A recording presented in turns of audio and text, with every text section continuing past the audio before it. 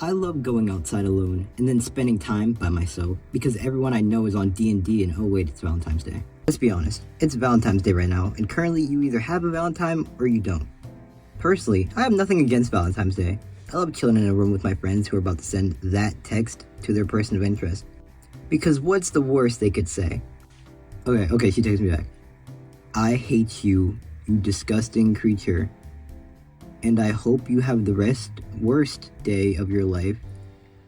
I've never met a worse person to exist on this planet with, and I cannot believe we have to share the same oxygen.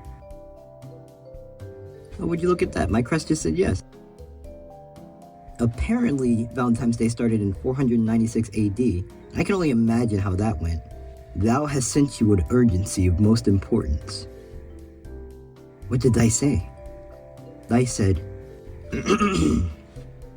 I despise thou, thy wretched beast. Here's a cool statistic.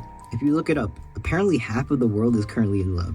So if you aren't booed up right now, then you just so happen to be a part of the 50% of people who weren't chosen by fate to be in love. This might just be me, but have you ever known a person that just tells the other person that you like them, ruining any chance you had with them? You see, I've seen this exact situation happen to so many people that when I know my friend likes someone, I actually try to make them seem cooler than who they are. You might want to take notes. Hey man, thanks for letting me borrow your super expensive car yesterday. Wait, and man, the way you saved those people from a burning building? What people are you? I said, the way you saved those people from a burning building yesterday. But being honest, what's worse? Being the person that gets rejected or being the person rejecting?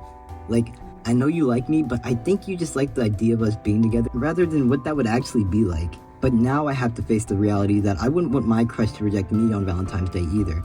So in the end, I became what I sought to destroy. I don't know what it is, but it always feels like Cupid is shooting the wrong people. Or maybe I'm just really good at dodging bullets. One thing I find pretty interesting about Valentine's Day is that people who don't have a Valentine are treated like, oh, you don't have a Valentine's? Sucks to suck.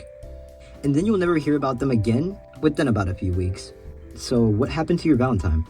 My what? One day, sometime near Valentine's Day, I received a card with a letter in it from a girl that happened to like me. However, I didn't like her back in the same way. So I thought to myself, man, I'd be a jerk to just respond a week or two later. I could just ignore the letter, but that wouldn't work because we had mutuals. So I decided that I was just gonna break the news to her.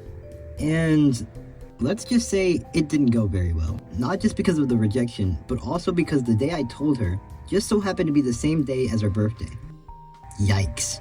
Personally, I couldn't imagine the person that I took the time out of my lifespan to write an entire letter for rejecting me on the day of my birth. Top 10 worst birthdays of all time. Number 1 might surprise you. Does this make me a bad person? I mean, how was I supposed to know? Luckily, the situation had little to no impact on our friend groups. A few years later, we'd go back to being friends again. And on that note, I don't think that just because you got rejected by someone you like, or that the relationship just didn't end up working out, means that you have to be on bad terms, or wish that the other person hadn't been born. Like, chill out. There's somewhere around 8 billion people on this planet. And you know what that means? That there's always other fish in the sea. I hate when people tell me that. If you really find yourself to be bored on Valentine's Day, then here's something you can do.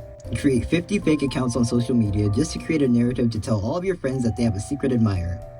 And watch as the chaos unfolds. I'm sure it's never harmed anyone. The reality is, if you really want to get a Valentine or a relationship, just be yourself.